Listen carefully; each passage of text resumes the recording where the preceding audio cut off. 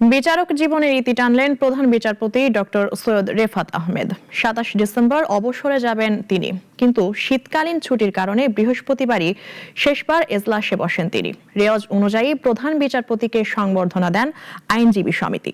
এ সময় প্রধান বিচারপতি বলেন, সংবিধান বাতিল নয়, জুলাই বিপ্লবের লক্ষ্য ছিল সংবিধানের সাথে সম্পর্ককে বিশুদ্ধ ও জবাবদিহিমূলক করা। অলিউল রনির রিপোর্ট। বিচারকগণের যোগ্যতার ভিত্তিতে পদায়ন নিশ্চিত করা। আইনি ক্যারিয়ারের অভিজ্ঞতা দিয়ে এভাবেই বিচার বিভাগকে সাজানোর কথা বলেছিলেন নিজের অভিভাষণ বক্তব্যে। তখন হয়তো ডক্টর সৈয়দ রেফাত আহমেদ ভাবেননি এ যাত্রার সমাপ্তি এতটা বিষণ্ণ করবে তাকে।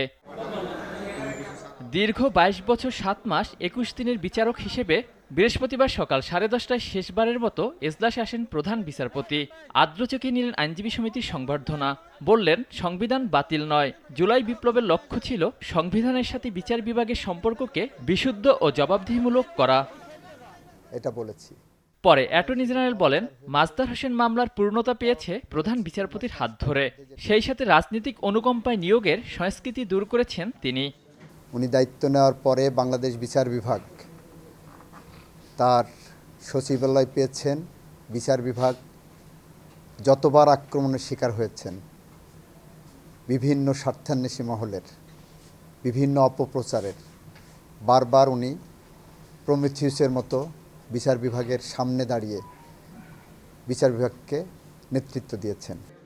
তিনি আরও বলেন, ৫ আগস্টের পরবর্তী সময় রেফাত আহমেদ যদি অভিভাবক সুলভ দায়িত্ব না নিতেন তাহলে সংকটময় হতো এ যাত্রা।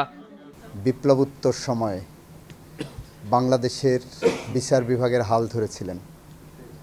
কুয়াশাচ্ছন্ন বিচার ব্যবস্থাকে উনি আলোর পথে নিয়ে এসেছেন।